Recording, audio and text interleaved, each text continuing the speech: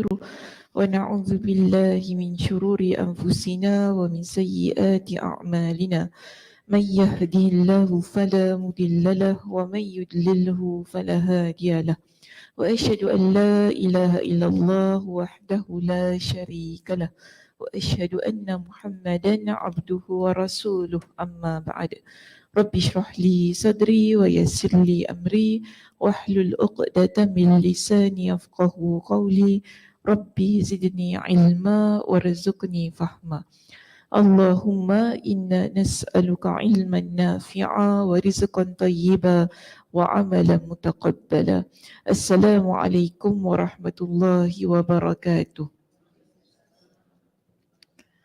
Okay, apa khabar? Sihat semua? Alhamdulillah. Sebelah siapa? Oh, belum sampai.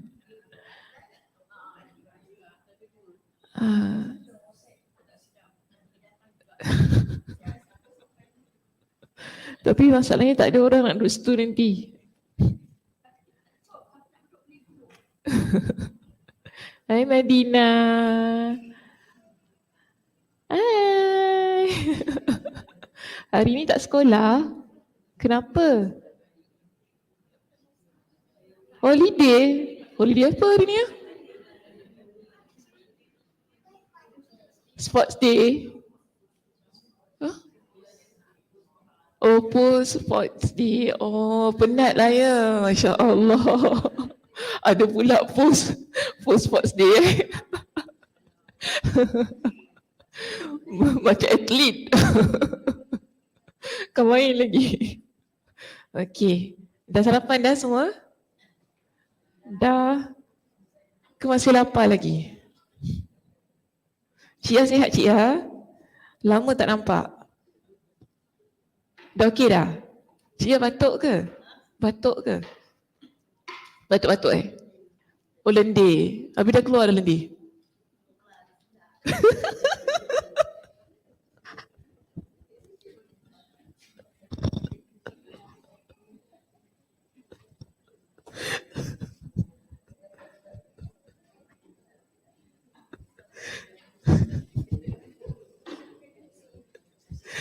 Kelakar lah Cik Ya ni macam mak saya.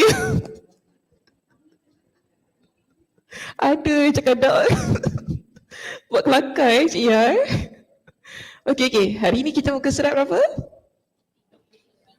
303 Bab 45 Bab 25 Bab 25 di situ 317 okey. Ada tak muka surat lain? 317 303 lagi? Apa? 359. Oh, ada 3 muka surat ya. Kita 317. Saya 317. Okey, yang penting lihat bab 25 ya. Lihat bab 25 dalam kitab haid. Hari ini kita akan bincangkan tentang cairan kuning dan keruh yang keluar pada hari-hari di luar masa haid. Okey, tajuknya dalam bahasa Arab babus sufrati wal qudrati fi ghairi ayyamil haid.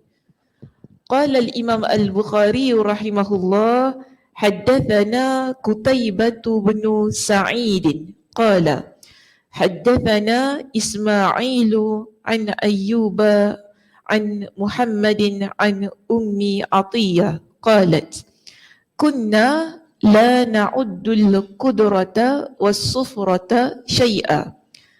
Maksudnya Qutaibah bin Sa'ad meriwayatkan kepada kami, dia berkata, Ismail meriwayatkan kepada kami dari Ayyub, dari Muhammad, dari Ummu Atiyah, dia berkata, dahulu kami tidak menganggap apa-apa keluarnya cairan keruh dan cairan kuning. Okey. Jadi ini hadis Nabi ke bukan? Hadis Nabi ke bukan? Bukan. Kenapa?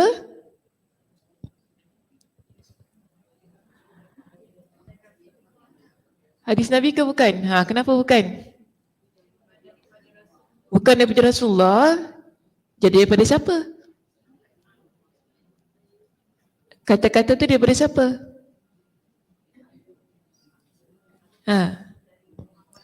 Daripada siapa?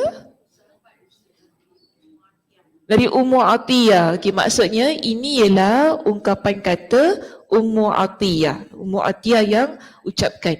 Maka dia kata pada zaman kami dahulu, kami tak dia menganggap apa-apa ya, keluarnya cairan keruh dan cairan kuning. Baik, kita lihat kepada syarah judul bab terlebih dahulu. Di sini kita ada perkataan babus sufrati wal qudrati fi ghairi ayyamil haidhi.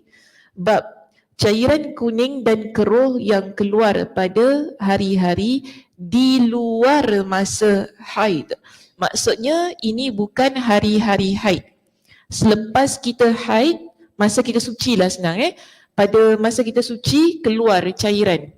Warnanya kuning dan juga warnanya keruh. Jadi di sini dia kata apa? Di sini Al-Bukhari ingin mengisyaratkan bagaimana cara mengkompromikan antara hadis Aisyah yang lalu dalam perkataannya hingga engkau melihat cairan putih dan hadis Ummu Atiyah yang disebutkan dalam bab ini. Hadis Aisyah tu yang mana? Bab 19 cerita tentang apa tu?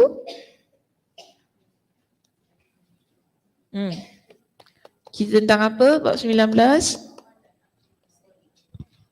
Apa dia? Awal dan akhir haid. Okey. Apa isu dalam hadis yang bab 19 itu?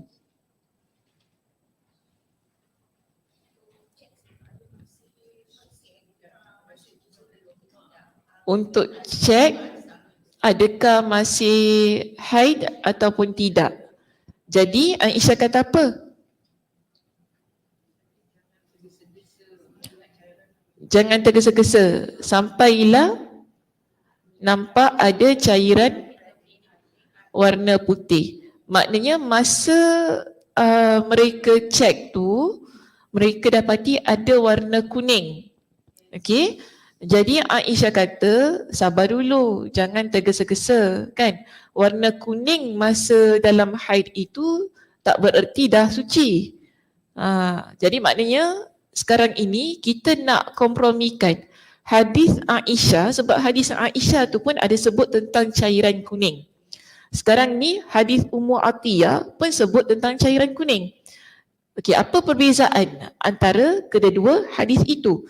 Jadi di sini dia kata iaitu dengan menyatakan bahawa maksud hadis Aisyah tersebut adalah apabila seorang wanita melihat cairan kekuning-kuningan atau cairan keruh itu keluar pada masa haid berlangsung. Contoh 7 hari.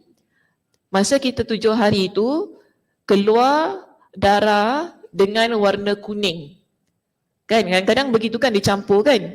Keluar darah dengan cairan warna kuning. Jadi mungkin ada orang ingatkan masa tu dia dah suci. Sebab warna yang mendominasi, yang lebih pada waktu tu ialah warna kuning, bukan warna merah. Jadi dia ingatkan dia dah suci. Tapi ini yang membuatkan Aisyah kata, tunggu dulu. Kalau masih lagi dalam masa hari-hari haid, maknanya itu haid. Kita tak boleh anggap itu sebagai suci. Sampailah tadi Aisyah kata keluar warna cair kan, keluar cairan yang clear lah, warnanya clear, baru kita kata itulah masa suci kita. Baik, jadi di sini dia kata warna kuning yang keluar itu ialah ketika masa haid. Itu hadis Aisyah. Berbeza dengan hadis Ummu Atiyah. Okay, kata-kata Ummu Atiyah. Sedangkan apabila keluarnya di luar masa haid, kita dah bersih dah tadi, kita dah mandi hadas kan. Okay. Masa kita suci tu keluar pula cairan warna kuning. Kadang-kadang keputihan dia warna kuning kan. Dia macam cheese gitu kan warnanya kan. Jadi ini kita anggap bahawa itu bukan haid. Jadi tak ada apa-apalah, dia bukan sesuatu yang menyebabkan tak boleh solat. Kena solat bila keluar cairan yang warna kuning itu tadi. Jadi di sini kata, sedangkan apabila keluarnya di luar masa haid tersebut, maka hukumnya ditetapkan sesuai dengan perkataan Ummu Atiyah. Ummu Atiyah kata apa tadi? Kalau keluar cairan warna kuning tu, dia kata apa tadi? Dia tidak menganggap apa-apa.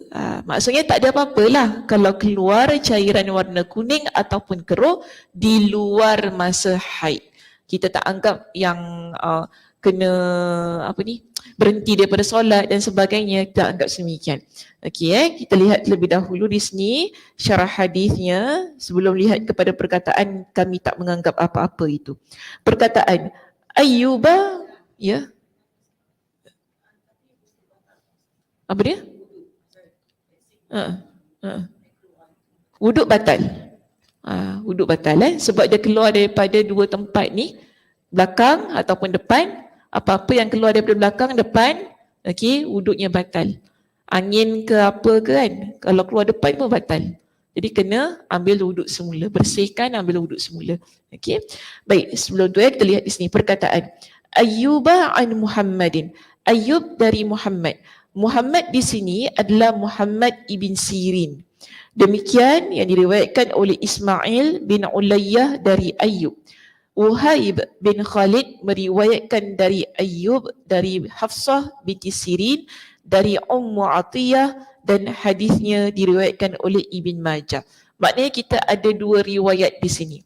Satu riwayat dalam kitab Imam Al-Bukhari ini dengan sanad yang telah disebutkan tadi, tapi kita juga dapati riwayat ini ada disebutkan dalam riwayat Imam Ibn Majah. Dalam riwayat Imam Ibn Majah, kita dapati di situ riwayatnya daripada Uhaib bin Khalid. Walaupun di situ ada Ayyub kan, tapi ia daripada Hafsah binti Sirin, namun akhirnya tetap balik kepada Ummu Atiyah. Jadi ada dua riwayat. Telah dinukilkan dari Az-Zuhli bahawasanya dia lebih condong untuk merajihkan riwayat Uhaib. Kalau menurut pendapat Az-Zuhli, dia kata riwayat Uhaib iaitu Ibn Majah baginya lebih rajih. Maksudnya lebih kuat. Itu maksud dia. Pendapat Al-Bukhari yang mensahihkan riwayat Ismail ini lebih kuat. Tetapi Imam Ibn Hajar Al-Asqalani yang mensyarahkan hadis ini, dia kata pendapat Imam Al-Bukhari dalam kitab ini lebih kuat berbanding dengan riwayat Imam Ibn Majah tadi. Maka dia kata sebab apa? Ia sesuai dengan riwayat Ma'mar dan juga kerana Ismail lebih kuat hafalannya terhadap hadis Ayyub daripada perawi lainnya. Lihat sanad dalam teks kita di situ, muka surat tadi muka surat yang ada bahasa Arab tadi kita ada haddatsana Ismail kan. Okey, Ismail ini hafalannya lebih kuat kalau nak dibandingkan dengan Uhaib yang terdapat dalam riwayat Imam Ibn Majah. Maka sebab tu kita kata riwayat Imam Al-Bukhari ini lebih kuat berbanding riwayat Imam Ibn Majah. Kerana Ismail, kedudukan Ismail di situ yang memiliki hafalan yang lebih mantap. Dan juga kerana Ismail lebih kuat hafalannya terhadap hadis Ayyub daripada perawi lainnya, ada kemungkinan Ayyub mendengar hadis ini dari keduanya. Sebab tadi bila kita baca sanadnya, kita dapati Ayyub, Uhaib bin Khalid meriwayatkan dari Ayyub. Kemudian dalam kitab kata Ismail bin Ulayyah dari Ayyub. Jadi kita faham bahawa kemungkinan dua-dualah ambil daripada Ayyub di situ. Baik, seterusnya perkataan kunna la na'uddu. Dahulu kami tidak menganggap, yakni semasa Nabi SAW masih hidup, sehingga beliau pun mengetahui hal ini. Jadi kunna dahulu tu maksudnya pada zaman Nabi. Okey, pada zaman Nabi yang mana Nabi masih hidup. Dan Nabi pun tahu tentang kewujudan cairan warna kuning yang keluar daripada faraj wanita di luar masa haid itu. Maka dia kata di sini, oleh kerana itu, kedudukan hadis tersebut setingkat dengan hadis marfu'. Tadi saya tanya kan, ini hadis Nabi ke bukan? Hadis Nabi ke bukan?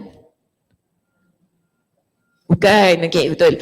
Ini bukan hadis Nabi. Tetapi kerana Ummu Atiyah ini dia hidup kan pada zaman itu dan dia menyaksikan, maka kita kata riwayat ini marfu'. Maksudnya sampai kepada Nabi. Kerana konteks zaman Nabi itu. Demikianlah yang menjadi pandangan Imam Al-Bukhari bahawa lafaz hadis ini terhitung hadis yang marfu', iaitu sampai kepada Nabi SAW kerana isunya diketahui oleh Nabi. Sebab kita kena tahu pada waktu itu tak semua yang Nabi SAW ucapkan. Ada perkara yang Nabi diamkan. Ada perkara yang Nabi nampak sahabat buat, kan? Nabi tak kata apa-apa. Jadi itu juga dianggap sebagai hadis. Ada perkara yang Nabi SAW cuma benarkan saja tapi Nabi tak sebut. Jadi begitu juga dengan isu tentang cairan warna kuning yang keluar tu tadi. Nabi SAW tak cakap apa-apa. Tetapi Nabi SAW maklum tentang perkara itu. Kalau kita ingat ni, kalau perkara itu salah, okey, kalau perkara itu salah, pasti Nabi akan berikan komentarnya. Nabi larang, contoh kalau keluar warna kuning tu, Nabi tengok mereka solat, orang perempuannya solat, pasti Nabi akan larang. Nabi kata, tak boleh solat, keluar cairan warna kuning. Begitu kan? Tapi Nabi tak kata apa-apa. Maksudnya perkara itu tidaklah menjejaskan solat dan sebagainya. Meskipun sahabat yang meriwayatkannya tidak secara tegas menyebutkan hal itu terjadi pada zaman Nabi SAW. Tetapi kita maklum bahawa ini memang terjadi pada zaman Nabi SAW. Pendapat seperti ini juga ditegaskan oleh Al-Hakim dan ulama lainnya. Namun berbeza pendapat dengan pendapat Al-Khatib.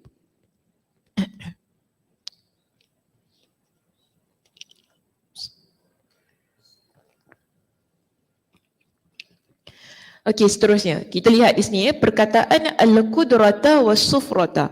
Cairan keruh dan cairan kuning. Yakni maksudnya cairan yang dilihat oleh seorang wanita seperti warna nanah yang cenderung ke kuning-kuningan. Okey, biasa kan? Ke siapa tak biasa? Keluar. Macam ini. Semua experience tak? Cik Ya pernah, Cik Ya? Oh, Cik Ya tak pernah? Oh, okey. Jarang-jarang, tapi pernah tak? Kuning sangat tak pernah? Coklat-coklat? Oh, okey. Keruh lah tu. Kan? Sebab kita ada dua tadi warna disebutkan. Al-Qudra was-Sufrah. Kalau Al-Qudra tu yang brownish tu. Brownish. Okey. Yang brownish guna bahasa moden sikit. Yang brownish tu kita panggil Al-Qudra.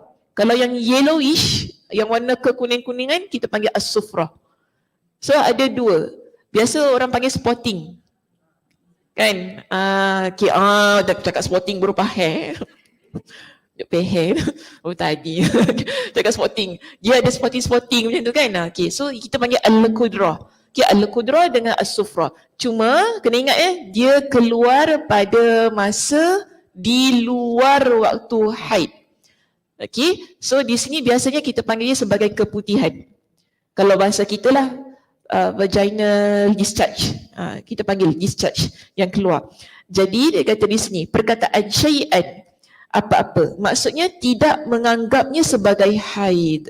Jadi warna itu yang al-qudra dengan as-sufra yang keluar di waktu luar haid, kita tak anggap ia sebagai haid.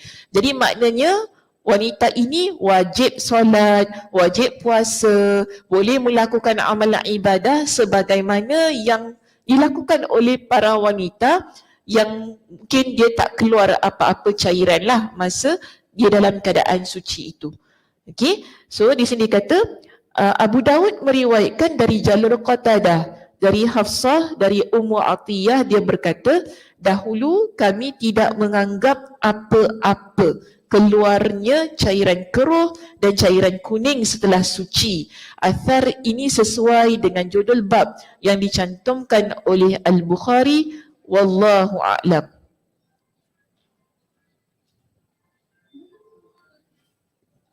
Angkat. Sila angkat.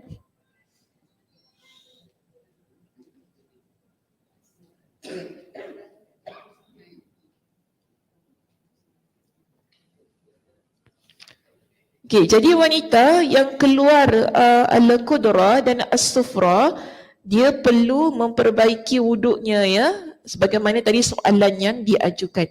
Jadi dia mesti, dia sebab apa, al-qudra dengan as-sufra dianggap najis. Perlu dibersihkan, tak boleh dibiarkan. Jadi maknanya di situ bila keluar keputihan ini, al-qudra dan as-sufra, perlu dia membatalkan wuduk dan perlu bersihkan dan ambil wuduk kembali. Jika keputihan dia banyak dan kerap keluar, wanita itu dianggap sebagai wanita yang dalam keadaan istihadah. Hukumnya sama. Boleh faham? Sebab ada wanita yang dia kerap sangat keluar kan, keputihan. Dia jalan keluar. Lepas tu dia apa lagi? Dia dah ambil wuduk, dia bangun keluar balik. Macam mana keadaannya? Itu maknanya dia keputihannya sangat teruk. Dia kerap sangat keluar. Ada wanita yang dia taklah kerap. Maksudnya dalam satu hari tu sekali, dalam satu hari tu mungkin 2-3 kali. Tapi ada wanita kerap. Dia kerap sangat keluar sampai dia kena pakai panty liner tu kan. Dia kerap sangat keluar. Jadi bila kerap sangat keluar ni, wanita begini hukumnya sama sebagai wanita yang dalam keadaan istihadah. Maknanya setiap kali nak solat dia kena bersihkan. Okey, padnya kena dibuang, panty liner ni perlu dibuang. Kemudian dia perlu perbaiki wuduknya. Dan wuduk itu sah untuk satu waktu solat sahaja. Jadi pada waktu itu setelah dia solat fardu, dia boleh untuk solat sunat menggunakan wuduk tersebut. Kalau dia pergi umrah, dengan wuduk itu dia boleh buat tawaf. Okey, saya dah pernah jelaskan lah dalam topik-topik yang sebelumnya. Cuma penting di sini nak ingatkan, bila dalam keadaan yang banyak sangat keluar keputihan itu, padnya kena jagalah, tak boleh dibiarkan, takut infection. Okay, pad tu kena jaga, maksud kena tukar, kena sentiasa tukar. Sebab dia bukan, kita kata bukan cairan biasa, sebab dia ada infection kat situ kan. That's why dia keluar banyak. Jadi kena pergi doktor jugalah, jangan biarkan. Takut nanti, maaf takut gatal, nanti dia boleh buat banyak lagi isu lain lah, penyakit lain yang timbul. Okay, so kadang-kadang kalau keluar banyak ni mungkin dia ada, dia indicates ataupun dia menunjukkan ada penyakit lain. So pergi doktor. Jangan biarkan orang perempuan ni dia takut tau, itu masalahnya. Dia takut, biarkan tak apalah, tak apa, nanti pakai air sirih. Jangan pandai-pandai daun sirih tu kan dia guna, dia belilah kat mana, Mubarakah. Cik, Mubarakah, aku sebut nama kedai tu. Kena saman kedai. Taklah maksudnya pergi kedai-kedai jamu apa kan, beli apa-apa vaginal wash tu dia guna kan. Dia tak boleh hilang benda tu kan, kena pergi doktor makan ubat. Dia macam tu. Ataupun doktor bagi ubat insert tu, dia masukkan, dia akan baikkan kat dalam. Dia jangan takutlah, tak naklah takut. Apa takut sangat? Kenapa takut jumpa doktor? Saya tanya, kenapa takut jumpa doktor? Oh malu. Tapi kalau dah sakit, janganlah. Takut masalahnya makin membesar.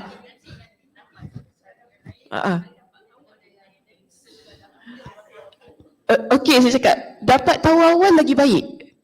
Betul tak? Dia tadi cakap takut ada kanser ke apa kan. Nanti kalau dia perlu tahu, benda kecil tiba-tiba dia besar.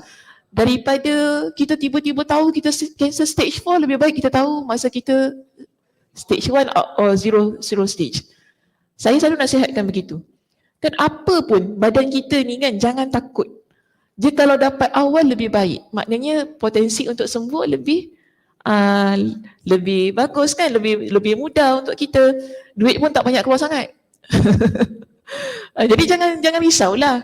Dapat tahu awal lebih baik. Okey, jangan disimpan-simpan penyakitnya. Simpan-simpan lagi masalah kan.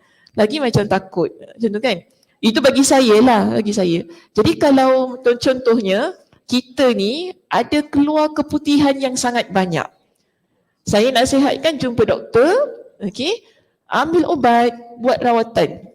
Jadi dapat matikan kuman sebab kuman tu kat dalam. Yang kita kalau pakai contoh yang sirih ke apa tu kan, yang vinyl watch tu, dia cuma bersihkan dekat luar saja. Tapi dalam tak diubati. Sebab tu kita pergi jumpa doktor untuk matikan kuman-kuman yang ada dekat dalam. Itu pentinglah supaya dia tak berebak kepada penyakit lain. Itu yang nanti jadi kanser sebagainya kan, sebab kita tak rawat daripada awal. Jadi penting daripada awal tu kalau sakit ke apa terus pergi jumpa doktor, dapatkan rawatan, makan ubat dan sebagainya. Okey, jangan takutlah, insya-Allah tak ada apa-apa. Takut ya acik-acik ya. Takut nak buat memo. Siapa belum buat memo kat sini? Tak buat lagi. Kak Baini tak buat lagi. Takut ya. Tak ada apa-apa Kak Baini, dia press je. Dia press. Tak ada apa-apa Kak Baini. Saya rasa umur semua kat sini dah perlu kan buat rawatan tu kan. Check lah. Check. Kena buat lah. Ya, berapa tahun sekali kena check tu? 5 tahun 5 tahun sekali kan? Oh, saya tiap tahun kena check. Okay. Kalau saya punya kes, saya tiap tahun kena check lah. Ada 2 tahun. Okay. Tengok kes masing-masing lah kan. Maknanya dia nak jagalah kita. Pap smear. Siapa belum buat pap smear? Kak Zah dah buat Kak Zah? Belum, Kak Zah kena buat Kak Zah. Tak apalah Kak Zah tak payah buat lah Kak Zah. Kak Zah buat memo je Kak Zah. Pap smear tak payah Kak Zah. Kak Zah takut Kak Zah? Jangan takut lah Kak Zah, tak ada apa-apa lah. Takut lah Kak Zah ni. Tak ada apa-apa. Okay. Check je, check. Jadi kalau ada apa-apa, kita dapat detect awal lah kan. Cuma leceh lah, saya faham leceh. Dia nak tekan-tekan tu apa kan. Dan dia tak berapa selesa lah. Sakit tu. Kenapa cerita panjang sangat pasal benda ni? Okay. Okay. Kenapa pegang? Jangan pegang.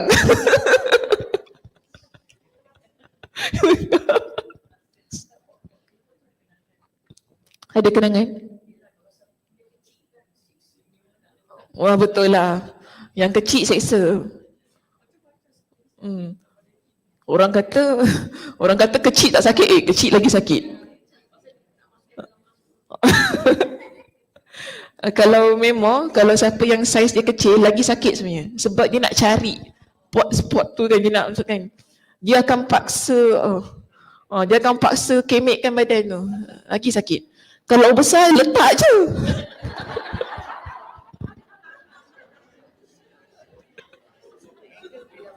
Yes, betul. Macam angle pun dapat. Dia kalau besar tu kan, tinggal letak, okay, pusing sikit dah boleh adjust.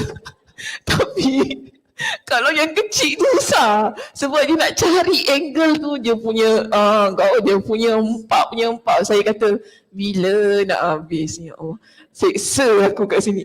Betul seksa. Saya lebih baik ultrasound lah daripada buat memo. Bagi saya lah.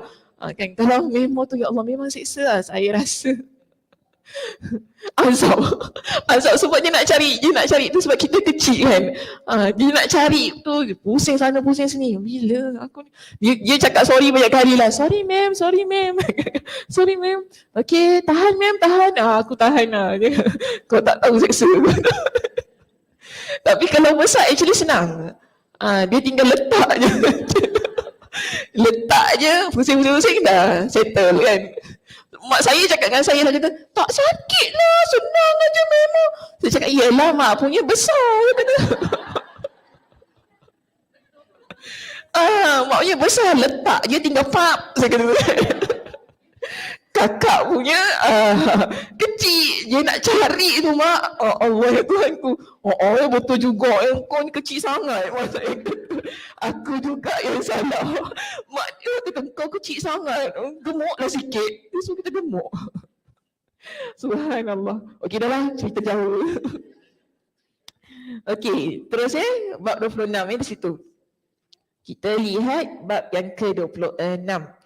Pembuluh darah istihadah, irqun. Dah pernah bincang belum ni?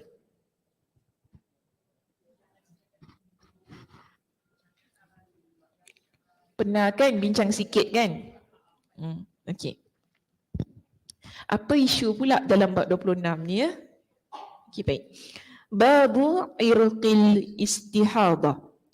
Qala al-Imam al-Bukhari rahimahullah, haddathana Ibrahim ibn al-Munzir qala haddathana Ma'nun qala haddathani ibnu Abi Dhi'b an ibni Shihab an Urwata wa ana Amrata an Aisyata zaujin Nabi sallallahu alaihi wasallam anna umma Habibah tuhidat 7 sinina فسألت رسول الله صلى الله عليه وسلم عن ذلك فأمرها أن تغتسل فقال هذا عرق فكانت تغتسل لكل صلاة. Maksudnya Ibrahim ibn al-Munzir meriwayatkan kepada kami, dia berkata Ma'nun. Kenapa dia punya terjemahan macam baca ma'an Ma'nun Ma'an Ma'an meriwayatkan kepada kami, dia berkata Ibn Abi Dhi'b meriwayatkan kepadaku dari Ibn Shihab, dari Urwah dan dari Amrah, dari Aisyah isteri Nabi SAW, bahawasanya Ummu Habibah mengalami istihadah selama 7 tahun. Lama. Siapa pernah macam ni 7 tahun? Pernah? Tak pernah Alhamdulillah. Lama 7 tahun ni. Lantas dia pun tanya tentang isu dia yang ada istihadah 7 tahun ni kepada Rasulullah SAW. Baginda menyuruhnya agar mandi dengan bersabda, ini adalah pembuluh darah yang pecah. Okey, hadza irqun. Kemudian dia, iaitu Ummu Habibah, dia mandi setiap kali hendak melakukan solat. Okey. So itu isu dia dia mandi setiap kali hendak melakukan solat. Baik, kita lihat di sini syarah judul bab, perkataan babu irqil istihadah, bab pembuluh darah istihadah. Lafaz irq dibaca dengan mengkasrahkan huruf ain dan mensukunkan huruf ra. Penjelasan kata ini sudah diterangkan pada bab istihadah. Bab berapa? Bab nombor 8. Okey. Bab nombor 8 kita dah bincangkan. Betul tak? Jangan cek balik.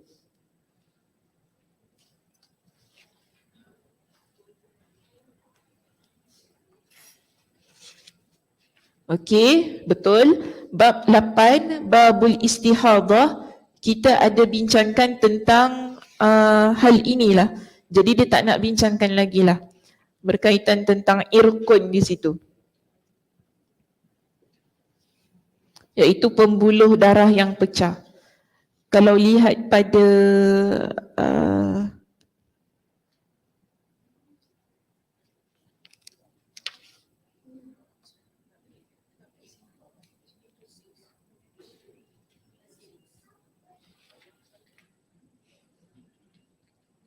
okey, tak apa. Yang penting lihat bab 8 tu kan, di situ pada syarah judul bab tu dia dah terangkan lah, jadi dia tak nak terangkan lagi.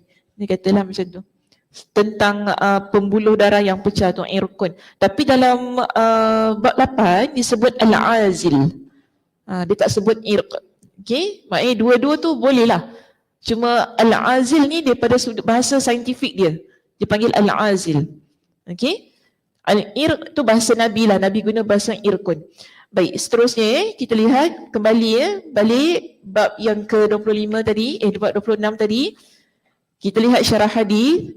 Di situ kita ada perkataan wa anna Amrah, dan dari Amrah, yakni keduanya berasal dari Aisyah. Demikianlah yang tertera pada kebanyakan riwayat. Kalau lihat dalam riwayat di sini, muka surat yang sebelumnya tadi kan, lihat pada sanad itu pada nama Amrah. Kalau kita baca dalam sanad yang bahasa Arab tu kan, jumpa tak? Ana Urwata wa ana Amrah. Ada tak? Okey. Dan daripada Urwa dan daripada Amrah. Okey. Jadi di situ ada huruf waw kan? Antara Urwa dengan Amrah. Okey. Ana Urwata wa an Amrah. Maka di sini dia kata demikianlah yang tertera pada kebanyakan riwayat.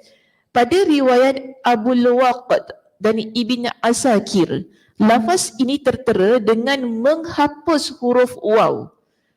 Dalam riwayat Abu Waqid dia dengan riwayat Ibn Asakir waw tu tak ada. Jadi ana Urwa, ana Amrah. Dia macam itu.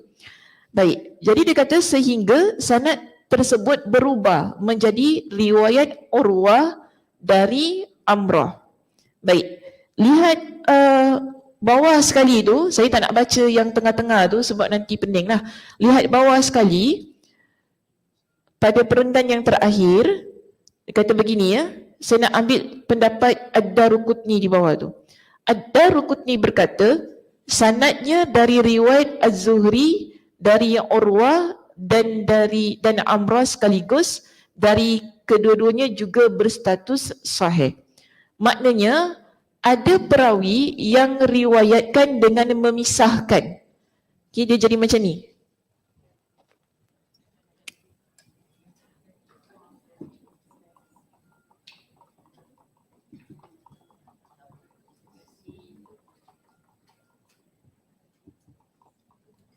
Ini dalam buku macam ni kan? Okey. Tapi ada perawi yang dia buang ni. Terus dia jadi anak Urwa, anak Amrah. Yang nak katanya dua-dua sanad ini sahih. Sama ada waw ataupun tak ada waw. Okey, so tak ada isu lah dekat situ.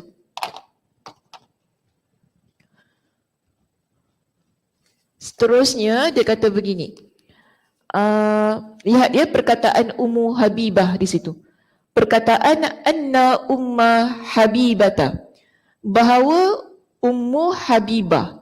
Ummu Habibah ini dia adalah puteri Jahsyin, saudari perempuan Ummul Mukminin Zainab. Dia lebih dikenal dengan kunyahnya. Kunyah maksudnya Ummu Habibah. Ada pendapat yang mengatakan bahawa namanya adalah Habibah, sementara kunyahnya adalah Ummu Habib. Jadi nama dia memang Habibah. Ini pendapat pertama kata nama dia memang Habibah, kunyahnya Ummu Habib. Tapi sebab dia lebih dikenali sebagai Ummu Habibah, maka nama Ummu Habibah tu lebih diguna pakai daripada Ummu Habib. Pendapatnya ini disepakati oleh Al-Harbi dan dirajihkan oleh Ad-Darqutni. Ini pendapat Al-Waqidi dekat atas tu. Hanya saja nama yang masyhur dalam banyak riwayat yang sahih adalah Ummu Habibah dengan menvalidasi huruf ta marbutah. Jadi yang lebih masyhur namanya bukan Ummu Habib, walaupun Ummu Habib tu nama dia juga. Ummu Habibah lebih masyhur. Dia adalah isteri Abdurrahman ibn Auf, sebagaimana yang tercantum dalam Sahih Muslim dari riwayat Amr bin Al-Harith. Jadi Ummu Habibah ni bukan isteri Nabi tau. Jangan salah orang. Ummu Habibah ni ialah adik ipar Nabi. Sebab dia adik-beradik kepada Zainab binti Jashin. Zainab binti Jashin yang isteri Nabi SAW. Jadi Ummu Habibah di sinilah adik-beradik kepada Zainab binti Jashin. Baik, seterusnya. Ya. Adik ipar Nabi, betul. Pada kitab Al-Muwatta tercantum dari Hisham bin Urwah, dari ayahnya, dari Zainab binti Abu Salamah, bahawasanya Zainab binti Jashin. Jadi ada satu riwayat yang menyatakan bahawa wanita ini namanya Zainab binti Jashin, yang dahulu pernah menjadi isteri Abdul Rahman ibn Auf, mengalami istihadah, dan seterusnya. Baik, sekarang ni riwayat yang kita baca Ummu Habibah kan, dekat perenggan yang kedua ni sebut siapa? Zainab pula. Zainab binti Jashin. Dan dia kata Zainab binti Jashin ini ialah isteri kepada Abdul Rahman ibn Auf. Tadi yang dekat atas tu pun isteri Abdul Rahman ibn Auf, Ummu Habibah tu. Mana satu yang betul? Okey, kita lihat di sini. Ada dua pendapat ya. Pertama, ada yang mengatakan bahawa hadis ini keliru. Okey, maknanya silap. Ada yang kata begitu. Yang betulnya ialah Ummu Habibah, bukan Zainab. Baik, kalau lihat kepada pendapat yang kedua, ada juga yang membenarkannya. Memang nama dia Zainab, tapi kunyahnya Ummu Habibah. Faham tak? Memang nama dia Zainab, Ummu Habibah tu kunyah dia. Jadi maknanya yang atas sebut Ummu Habibah binti Jashin, yang di bawah tu Zainab binti Jashin, betul. Tak ada salahnya. Kunyahnya, yang atas tu menggunakan kunyah. Kunyah tu maksudnya yang nama depan ada Ummu, Abu, tapi nama betul dia Zainab. Okey, jadi ini pendapat yang kedua. Sebab namanya memang Zainab dan kunyahnya Ummu Habibah. Adapun mengapa saudara perempuannya Ummul Mukminin juga bernama Zainab? Jadi isteri Nabi pun nama Zainab kan, yang adik-beradik dia tadi kan. Jadi di sini dia kata sebenarnya Zainab tu bukan nama asal. Nama asal Zainab ialah Al-Barrah. Okey? Barrah. Jadi Nabi bila Zainab nikah dengan Nabi, Nabi tukar nama dia Zainab. Boleh faham? So keliru ke tidak sekarang ni? Tak keliru ya? Okey, alhamdulillah. Bermakna kalau dalam hadis sebut Zainab binti Jashin yang mengalami istihadah, itu bukan Zainab Ummul Mukminin. Itu ialah Ummu Habibah, adik-beradik kepada Zainab binti Jashin. Yang mana memang nama dia Zainab. Cuma dia lebih dikenali dengan kunyahnya Ummu Habibah. Manakala kalau Zainab yang isteri Nabi itu asal nama dia Barrah. Takkanlah dalam family tiba-tiba adik-beradik nak letak dua-dua nama Zainab. Suka sangat nama Zainab bapak dia tu kan. Kira anak nombor 1 nama Zainab, anak nombor 3 pun nama Zainab contohlah kan. Dah dua-dua nama Zainab senang. Lepas tu macam mana nak panggil apa? Satu Zain, satu Nab macam tu. Kelirulah kan. Cuma di sini nak kata sebenarnya nama asal isteri Nabi tu bukan Zainab. Nama dia Barrah. Kemudian Nabi tukar namanya kepada Zainab. Itu yang menyebabkan jadi tersama dengan adik dia ataupun kakak dia itulah yang bernama Zainab binti Jashin.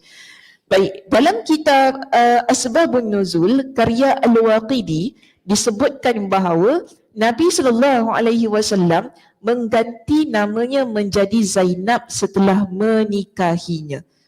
Ada kemungkinan Rasulullah SAW memberinya nama yang sama dengan nama saudara perempuannya, dan kerana saudara perempuannya itu sudah dikenal luas dengan kunyahnya, sehingga potensi tersamarnya antara kedua nama itu boleh dihindarkan. Jadi kenapa Nabi berikan nama Barrah tu Zainab? Sebab Zainab tu memang dah dikenal dengan Ummu Habibah. Semua orang kalau jumpa dia semua panggil dia Ummu Habibah. Hingga orang dah lupa dah nama dia Zainab. Jadi dia lebih nama Ummu Habibah tu lebih mendominasi lah daripada nama dia yang asal Zainab. Kalau sebut Zainab, orang dah tak tahu dah Zainab mana satu. Zainab Ummu Habibah, oh Zainab yang Ummu Habibah tu. Maknanya orang still nak kena sebut nama dia Ummu Habibah baru kenal dia. Sebab tu ni kata kemungkinan lah kenapa Nabi berikan sama nama dengan Zainab, adik perempuan dia tu lah kan. Jadi di sini dia tak ada isu lah. Sebab nama Ummu Habibah tu dah memang popular pada zaman tu untuk kenal Zainab binti Jashin pada waktu itu. Jadi akhirnya Zainab binti Jashin ini dia dikenalilah sebagai isteri Nabi SAW. Selain itu dia kata, mereka berdua juga memiliki saudara perempuan lain yang bernama Hamnah. Ada lagi seorang adik-beradik perempuan nama Hamnah. Dibaca dengan memfathahkan huruf Ha dan mensukunkan huruf Mim, lalu diikuti oleh huruf Nun. Saudaranya ini juga termasuk salah seorang wanita yang pernah mengalami istihadah sebagaimana telah disentuh pada huraian sebelumnya. Jadi ni tiga beradik ni Zainab, Ummu Habibah dengan Hamnah, mereka memang ada isu istihadah. Jadi anak perempuan Jashin ni semua tiga-tiga ada isu istihadah. Cuma Zainab isteri Rasulullah ada pendapat yang kata dia tak selama sebagaimana Ummu Habibah. Ummu Habibah berapa tahun tadi? 7 tahun. Zainab binti Jashin yang inilah yang isteri Nabi, ada riwayat kata hanya sekejap saja. Tapi tetap ada isu istihadah di situ. So di sini kita kata adik-beradik dia memang terkenal pada zaman Nabi, wanita-wanita yang biasa ditimpa dengan istihadah. Dan kita dah pernah bincangkan di muka surat 247. Okey, bab 10. Nak cakap apa ni? Page beza page kita bab 10, bab 10. Bab yang ke-10, topik apa? Wanita istihadah beriktikaf. Jadi kalau baca tentang syarah pada perkataan ba'du nisa'ihi, kita dah pernah bincangkan dengan panjang lebar berkaitan tentang Zainab dan adik-beradik dia yang mengalami istihadah. Nanti boleh refer kembalilah ya kalau lupa perbincangan itu. Pada syarah perkataan ba'du nisa'ihi, bab 10, perkataan ba'du nisa'ihi. Di situ kita dah pernah bincangkan dengan panjang lebar. Nanti boleh rujuk kalau ada yang lupa, kalau ada yang tak ingat lagi kan. Nanti boleh rujuk balik rumah, boleh baca semula. Okey, sayangnya kita lihat kembali ya. Kita lihat kembali muka surat 321 di sini. Sayangnya ada sebahagian ulama bermazhab Maliki yang terlalu memaksakan dengan mengklaim bahawa semua puteri Jashin bernama Zainab. Allah. Dahlah seorang confused ni nama Zainab ni. Punyalah pecah kepala nak betulkan nama dia tu kan. Tiba. Okey, dalam mazhab Maliki ada sebahagian ulama mazhab Maliki dia kata semua nama anak Jashin ni Zainab. Termasuklah si Hamnah tadi. Okey, sebab tadi ada 3 kan? Ummu Habibah, Barrah dengan Hamnah. Jadi ada sebahagian mazhab Maliki kata apa? 3 sebenarnya. Nama anak Jashin ni Zainab. Pelik pula kalau macam tu. Ada tak nak namakan anak semua macam tu? Oh, Zainab A, Zainab B, Zainab C. Dia kalau letak macam kakak nama Sakinah, adik nama Sukainah tu okey. Kan? Dia guna isim tasghir kan. Sakinah besar, Sakinah kecil. Kalau bahasa Arab gitulah. Sakinah, Sukainah. Jadi ada, fahamlah. Kalau sebut Sukainah, Sukainah tetap maksud Sakinah tau. Cuma kita tasghirkan saja. Kita kecilkan dia tu kan. Sebab dia Sakinah adik dia nombor 2 gitu kan. Tapi dah lepas tu takkan nak letak Sakinah kecil nombor 3 pula ya. Tak kena. Dia 2 gitu je bahasa Arab. Sakinah, Sukainah. Macam tu kan. Kalau Khadijah, Khudaijah. Dia ada dia punya wazan. Tak semua nama boleh ditasghirkan maksudnya jangan pandai-pandai pula. Kalau Ramna tak boleh. Ramna tak boleh. Ramna jadi Ramona. Tak boleh, tak jadi. Cik Yan nama apa? Razia, Ruzaiya. I think Ruzaiya okey lah. Boleh. Ya, dia mesti ada dia punya wazan-wazan yang tersendiri untuk dikecilkan tu, tasghirkan. Okey, tak apalah, itu ilmu nahu lah. Baik, seterusnya kita lihat di sini. Mereka berkata, Ummul Mukminin lebih dikenal dengan namanya, iaitu Zainab. Ummul Mukminin lebih dikenal dengan kata, ini masih lagi pendapat sebahagian ulama mazhab Maliki yang nak sangat kata semua anak Jahsy ni namanya Zainab. Okey, first, Ummul Mukminin lebih dikenal dengan namanya, iaitu Zainab. Ummu Habibah lebih dikenal dengan kunyahnya, iaitu Ummu Habibah lah. Sedangkan Hamnah, dia kata Hamnah ni ialah gelaran. Itu laqab. Laqab maknanya nama dia yang nombor 2, gitulah kan. Jadi sebenarnya tiga-tiga tu nama dia Zainab. Macam itu. Jadi cuma Ummul Mukminin dikenal dengan nama dia Zainab, Ummu Habibah kita panggil dia Ummu Habibah, Hamnah dipanggil sebagai Hamnah. Tapi dia orang kata memang nama tiga-tiga tu Zainab. Dah sudah. Namun mereka tidak menyebutkan bukti. Tapi masalahnya tak ada bukti kan? Nak kata tiga-tiga nama Zainab. Apapun untuk menguatkan klaim bahawa Hamnah adalah julukan, iaitu gelaran. Kiranya bukan hanya Al-Muwatta yang menyebutkan nama Ummu Habibah itu adalah Zainab. Abu Daud At-Tayalisi lebih betul At-Tayalisi. Abu Daud At-Tayalisi juga meriwayatkan dalam kitab Musnadnya dari Ibn Abi Zi'ib riwayat tentang hadis bab ini. Dia berkata, sesungguhnya Zainab binti Jahsyin. Penjelasan hadis ini telah dikemukakan sebelumnya. Tentang yang Hamnah nama Zainab tu tak ada bukti. Jadi kita biarkan sajalah siapa-siapa yang nak paksakan sangat nak panggil dia Zainab tu. Ya, dia memang nak sangat. Tak tahulah kenapa. Okey. Baik, seterusnya kita lihat di sini perkataan Ustuhidat sab'a sinin, mengalami haid selama 7 tahun. Siapa tadi yang dapat haid 7 tahun tu? Ummu Habibah. Jangan confuse pula tiba-tiba letak nama Hamnah nanti. Ummu Habibah. Bismillah. Okey. Di sini mana tadi? Ada yang mengatakan lafaz ini menjadi hujjah bagi Ibn Al-Qasim yang berpendapat bahawa wanita haid tidak perlu mengqada solatnya jika dia meninggalkannya kerana mengira darah yang keluar itu adalah darah haid. Sebab Nabi SAW tidak pernah memerintahkan Ummu Habibah untuk mengqada solat yang dia tinggalkan selama sekian lama, iaitu 7 tahun. Ini pendapat Ibn Al-Qasim.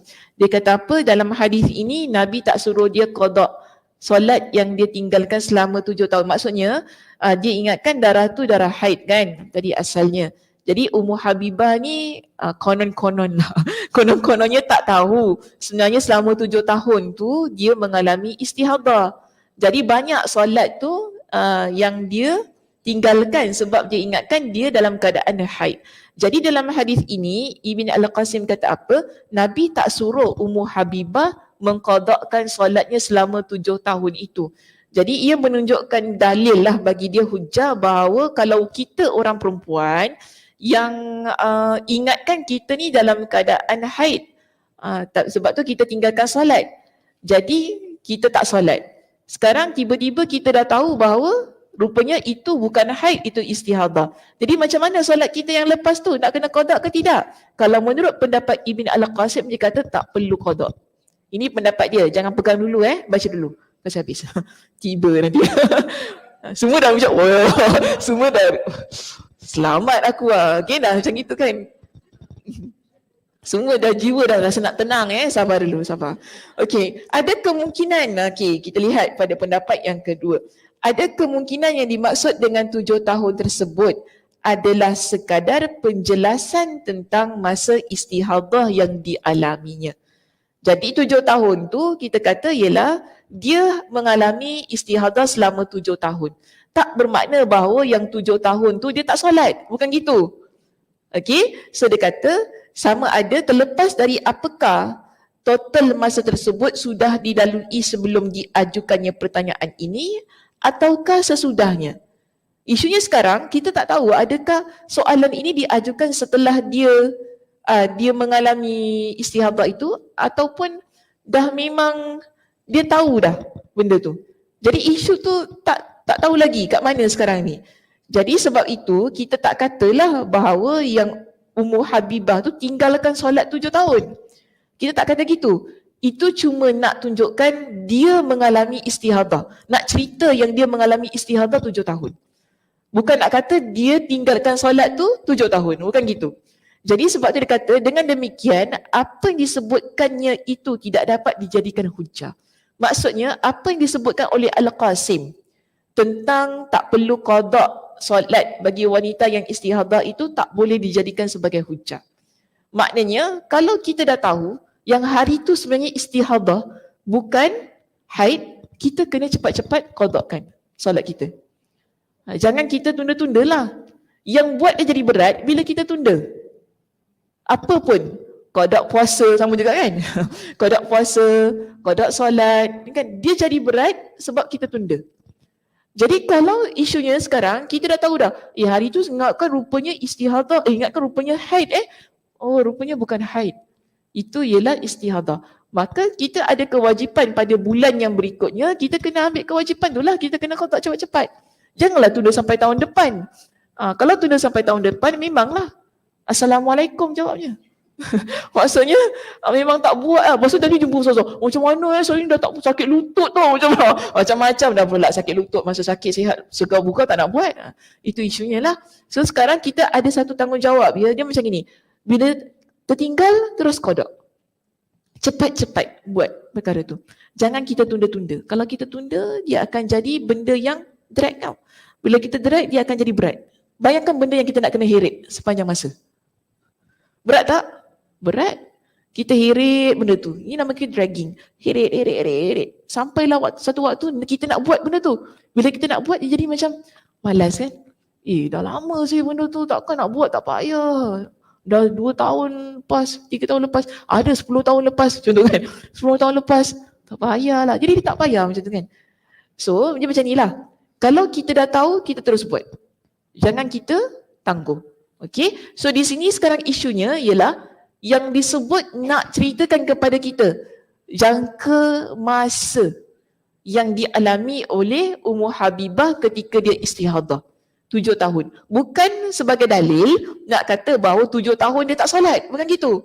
7 tahun tu ialah masa yang dia alami istihadah. Okay, dan kalaupun kita katalah 7 tahun dia alami istihadah tu, pasti bagi saya Ummu Habibah dia akan qadakan solat dia.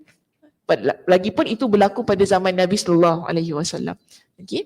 Baik, seterusnya perkataan fa amaraha an taghtasila. Beliau menyuruhnya agar mandi. Al-Ismaili menambahkan lafaz wa tusalli dan mengerjakan solat. Sekejap nanti keliru pula. Yang pasal tadi ni kan? Okey, yang pasal tadi ni kalau sekiranya kita ni memang betul-betul berlaku selama 7 tahun tu memang kita tak solat. Nak macam mana? Nak ganti solat ke tak?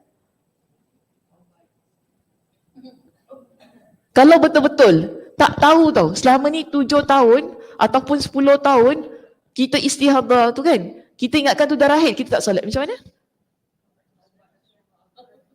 Banyak tak solat tu nak buat?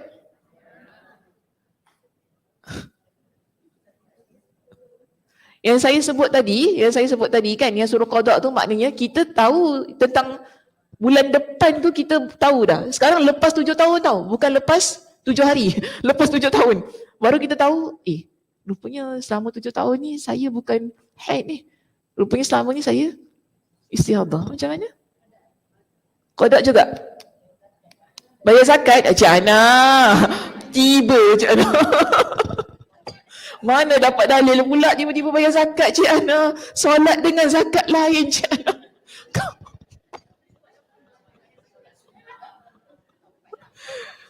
Cik Ana ni jauh sangat Cik Ana. Macam mana? Taubat nasuha. Sekarang kenapa nak kena taubat nasuha? Dia bukan dia sengaja pun. Dia tak tahu pun.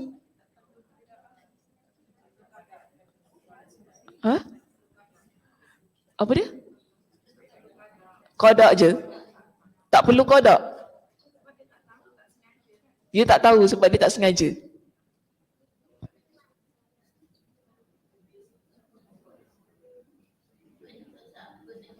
Burn je sudah.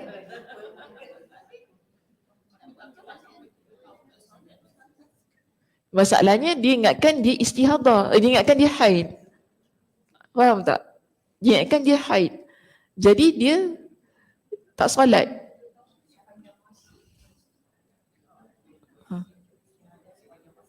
Istihadah sepanjang masa. Ha.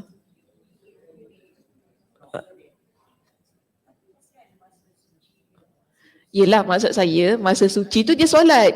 Cuma yang masa dia keluar darah tu, yang masa dia keluar darah tu dia kan dia haid, tapi sebenarnya itu gabungan antara haid dan istihadah. Faham tak? Tapi dia ingatkan itu haid. Bila dia dah belajar baru dia tahu, oh rupanya selama ni silap kan. Ni macam mana? Tak payah qada lah. Masya Allah senang tak payah qada lah. Senang. Pasal apa?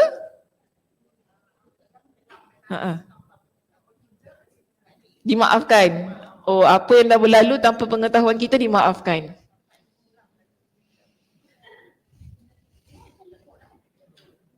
Okey. Banyak salat sunat macam tu ya.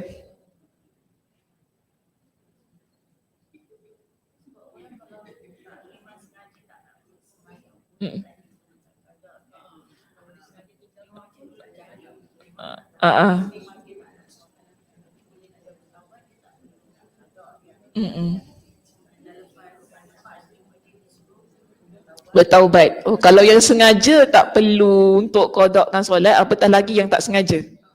Masya Allah. Banyaknya fatwa. Banyak betul fatwa ya. Dia berdosa maksudnya? Dia berdosa tapi dia dah bertaubat lah. Lepas tu dia bertaubat lah. Dia taubat nasuha kan. Tapi tak perlu qada lah.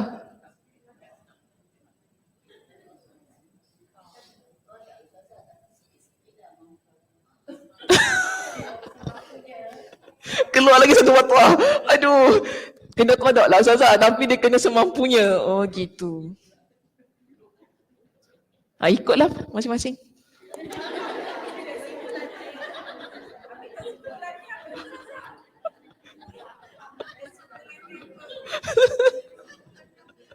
Ikutlah masing-masing. Nak qada, tak nak qada sudah.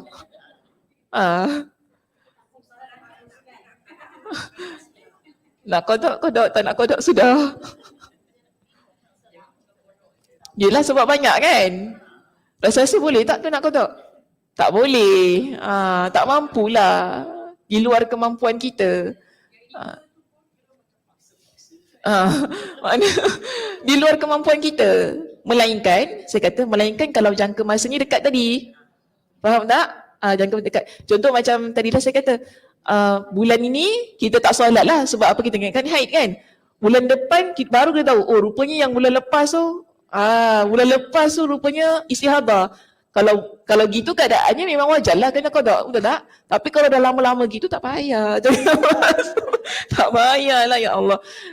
Yalah betul lah kena istighfar, taubat kepada Allah Subhanahu Wa Taala kan. Dan kalau ada rasa macam nak buat semampu kita, dipersilakan. Itu juga ada di kalangan pendapat ulama yang mengatakan sedemikian. Dia buat ikut kemampuan dia. Dia buat ikut kemampuannya. Maknanya kalau dia nak qada pun dia buat ikut kepada kemampuannya. Tapi ada ulama yang mewajibkan juga untuk qadakan apa yang kita tertinggal. Maknanya di situ ada pelbagai pandangan di kalangan para ulama tentang wajib qada ataupun tidak. Pendapat pertama kata wajib, antaranya Imam Asy-Syafi'i. Okey, kata wajib. Pendapat kedua kata tak perlu pun untuk qada tu sebab dia banyak sangat. Takkan kalau kita, contoh kalau ikut makul akal tu kan, kalau nak qada solat yang lama tinggal tu, contoh 20 tahun tak solat, kita tak kerja, kita tak buat apa-apa. Hidup kita sepanjang masa solat aja untuk qadakan semua tu kan. Ini tak masuk akal macam tu kan. Yang penting dia bertaubat dengan taubat yang nasuha. Taubat yang sungguh-sungguh minta ampun pada Allah. Dan dia buat mana ikut kemampuan dia lah. Begitu. Okey, wallahu alam tentang tu. Seterusnya perkataan fa'amaraha an taghtasila. Beliau menyuruhnya agar mandi. Al-Ismaili menambahkan lafaz wa tusalli dan mengerjakan salat. Demikian juga lafaz yang diriwayatkan oleh Muslim, perintah mandi yang tertera pada hadis ini bersifat mutlak, iaitu belum terikat, sehingga tidak dapat menunjukkan bahawa harus dilakukan secara berulang-ulang. Boleh jadi Ummu Habibah memahami permintaan Nabi darinya itu kerana terdapat bukti penyerta lainnya yang kerananya dia mandi setiap kali hendak mengerjakan solat. Jadi yang Nabi suruh ni ialah mutlak. Maksudnya Nabi kata bila lepas selesai darah haid terus mandi. Bukan mandi setiap kali nak solat. Yang mandi setiap kali nak solat tu, kalau ikut kepada hadis ni, Ummu Habibah dia buat sendiri atas inisiatif dia sendiri. Okey, baik. Imam Asy-Syafi'i berkata, Nabi SAW memerintahkannya agar mandi dan solat. Adapun alasan dia mandi setiap kali hendak solat, maka itu dilakukannya sebagai sunnah. Solat tu buang ya. Solat tu tak ada. Adapun alasan dia mandi setiap kali hendak solat, maka itu dilakukannya sebagai sunnah.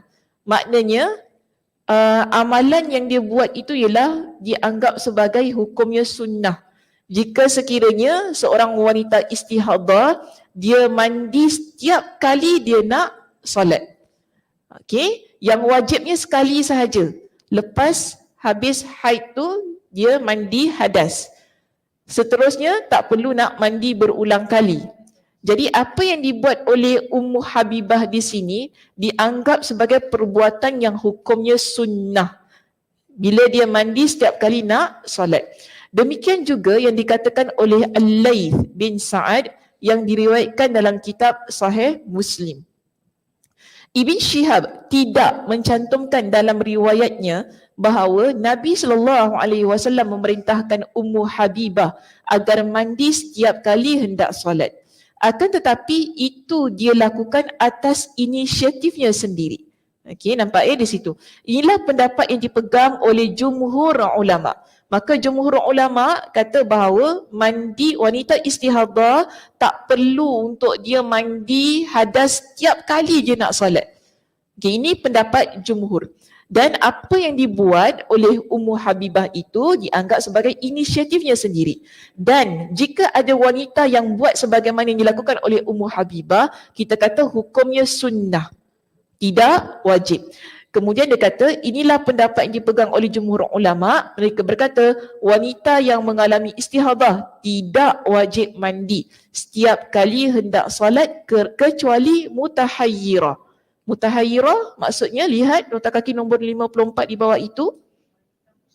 Wanita mustahadah itu wanita istihadah yang lupa waktu terjadinya, berapa kali terjadi dan tidak dapat membezakannya. Ini kita panggil sebagai wanita mustahadah yang mutahayyirah.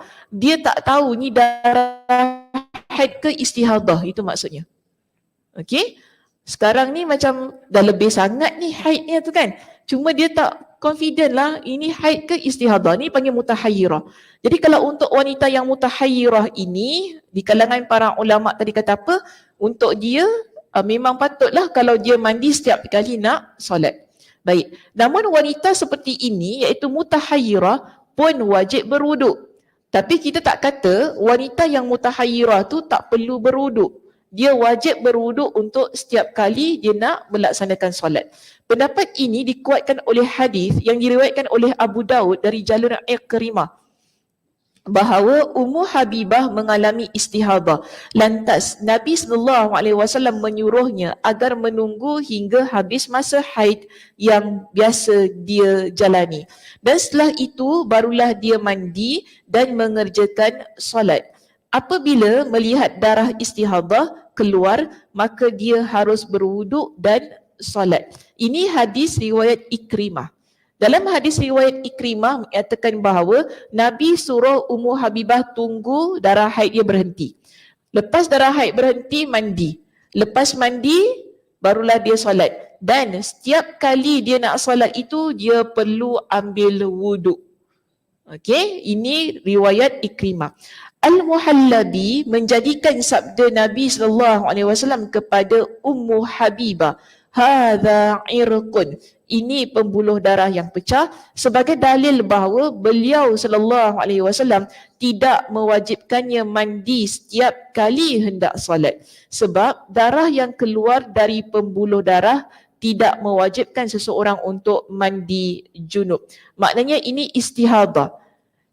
Menurut Al-Muhallabi, Nabi tak wajibkan untuk Ummu Habibah mandi setiap kali dia hendak solat. Yang diwajibkan mandi itu ialah setelah dia rasa bahawa ini akhir haid dia dan dia nak berpindah kepada darah istihadah, itu yang mewajibkan dia mandi. Maknanya sekali saja tu, setelah dia habis haidnya. Okey. Jadi seterusnya di sini kata, adapun hadis yang tercantum dalam Sunan Abu Daud dari riwayat Sulaiman bin Kathir dan Ishaq dan Ibn Ishaq dari Az-Zuhri dengan lafaz fa amaraha bil ghusli likulli salatin, maka baginda pun memerintahkannya mandi setiap kali hendak solat.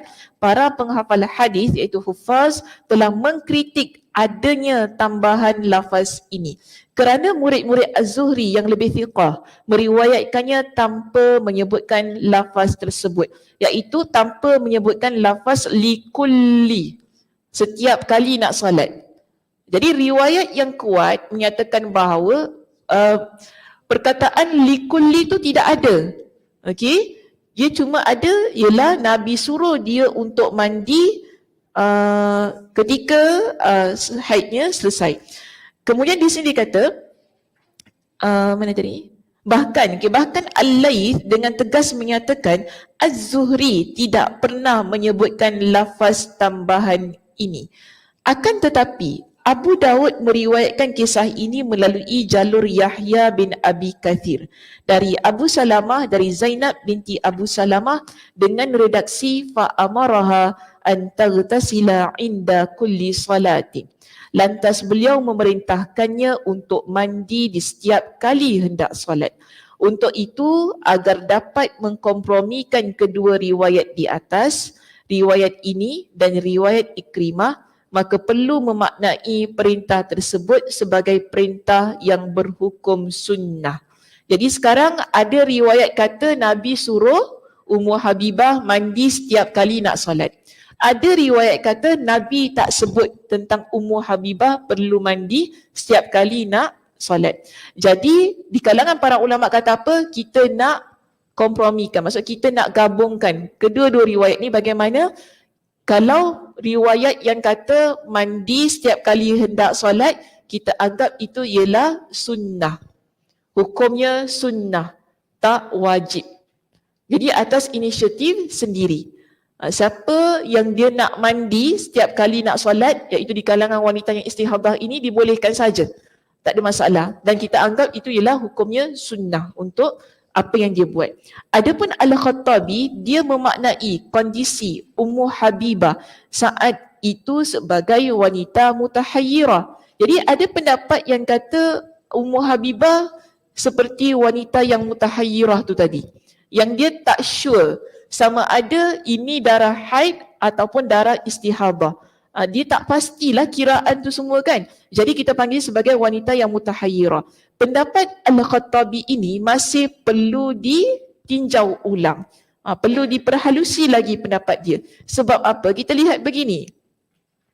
Kerana sebagaimana yang disebutkan dari riwayat Ikrimah, bahawasanya Rasulullah SAW memerintahkan Ummu Habibah untuk menunggu sampai masa haidnya berakhir.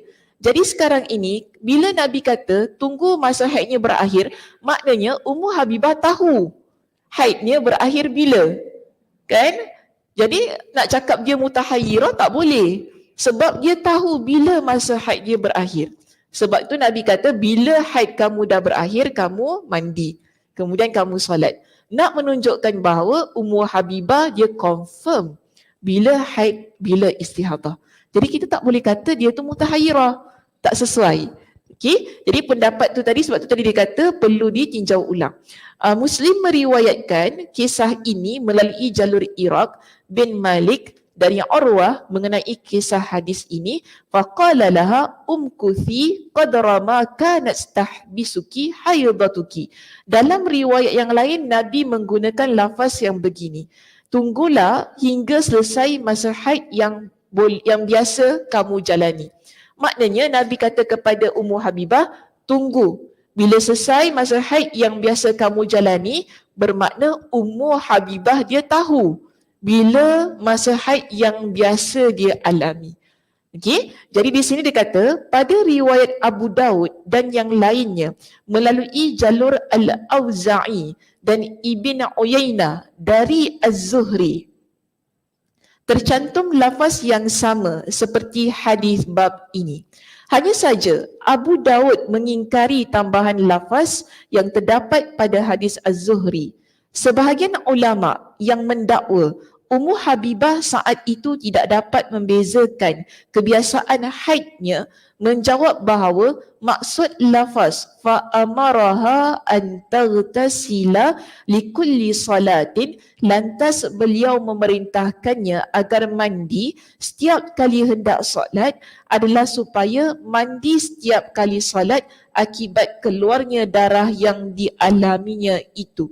Sebab itu termasuk menghilangkan najis yang merupakan syarat sahnya solat. Jadi ini sebahagian pendapat ulama. Mereka kata bahawa Nabi suruh mandi tu sebab apa? Mandi ialah syarat untuk kita suci daripada darah bila kita nak solat. Jadi ini pendapat sebahagian para ulama lah, sebab tu Nabi suruh dia mandi. Tapi saya tak berapa saya tak berapa prefer lah dengan pendapat yang ini. Baik, seterusnya kita lihat di sini. At-Tahawi berkata, hadis Ummu Habibah dinasah, dihapuskan oleh hadis Fatimah binti Abi Hubaish. Jadi kita lihat pada pendapat yang terakhir ni kata hadis Fatimah binti Abi Hubaish, kan kita dah pernah baca. Hadisnya dekat mana?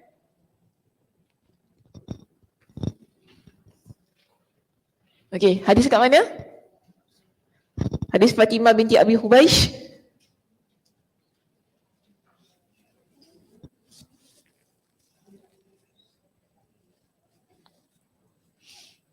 Dekat mana bacanya?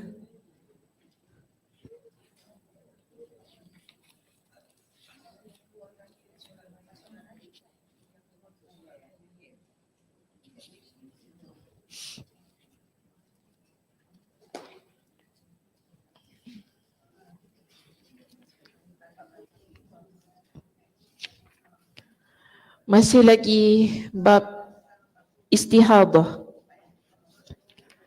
Bab tadi, bab 8 tadi. Hadisnya dalam bab 8 tadi. Bab 8. Bab istihadah. Tapi dia punya main hadis bab 8 Lihat bab 8.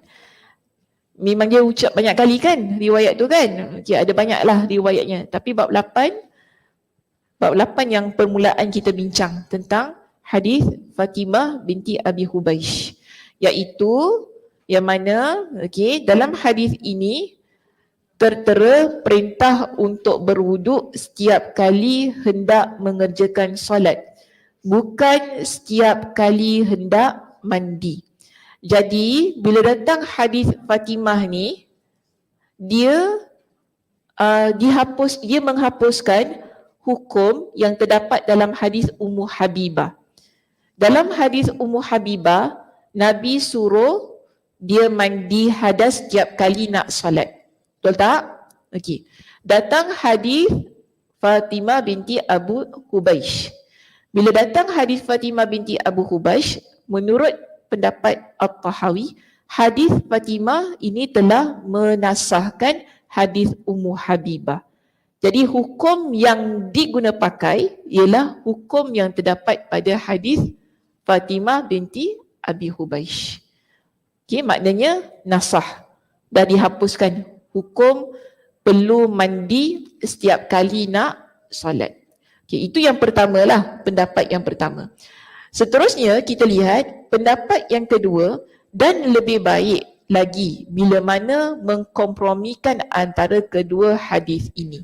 Jadi ada satu pendapat kata nasakh, ada satu lagi pendapat kata gabung. Okey, gabung. Bila kita gabungkan hadis ini, dia kata lebih baiklah, dia kata yang mana kalau kita gabungkan antara keduanya dengan memaknai pengertian perintah yang tertera dalam hadis Ummu Habibah tersebut sebagai perintah yang hukumnya sunnah. Jadi kalau kita gunakan kaedah nasakh, hadis Ummu Habibah hukumnya hapus.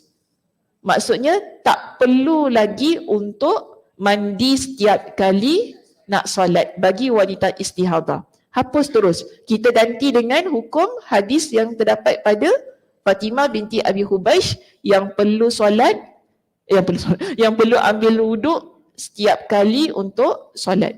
Itu pendapat pertama. Tapi kalau kita pegang pada kaedah menggabungkan dalil. Okey, bila kita pegang pada kaedah menggabungkan dalil, kita akan dapati bahawa hadis Ummu Habibah tak nasakh. Maknanya tak dihapuskan. Yang kita fahami ialah berlaku hukum lain, iaitu kalau seorang wanita dia mandi hadas setiap kali dia nak solat fardu, itu kita panggil sunnah hukumnya. Bila kita menggabungkan, dan menurutnya di sini itu lebih baik daripada mengambil hukum yang menasahkan. Maknanya tak salah kalau sekiranya ada wanita yang dalam istihadah, mungkin keadaan diri dia itu membenarkan lah. Mungkin dia housewife ke apa kan, duduk rumah, dia boleh mandi lah bila masa dia nak mandi. Kalau kita dekat office takkan kita nak mandi, betul tak? Pelik pula, tiba-tiba mandi dekat public. Dan kenapa aku istihadah? Tak kena, itu tak kena. Jadi kita ambil hukumnya sunnah. Okay, kalau sekiranya siapa yang ada kemudahan untuk dia mandikan dan dia nak mengambil hukum itu, dipersilakan. Tak salah lah. Sebab di sini Imam At-Tahawi kata apa? Lebih baik kita mengambil cara menggabungkan dalil itu daripada untuk menasahkan hadis Ummu Habibah. Okey, baik. Boleh faham tak? Boleh ya, insya-Allah. Okay, itu saja perbincangan kita pada pagi ini. Terima kasih atas perhatiannya. Mudah-mudahan Allah Subhanahu Wa Taala memberkati kita. Allah Subhanahu Wa Taala memberikan kepada kita dengan kefahaman, dan Allah Subhanahu Wa Taala berikan kepada kita dengan kesihatan untuk terus-terusan beramal ibadah dengan sebaik-baiknya. Saya tutup dengan tasbih kafarah. Subhanakallahumma wa bihamdika asyhadu an la ilaha illa anta astaghfiruka wa atubu ilaik. Assalamualaikum warahmatullahi wabarakatuh.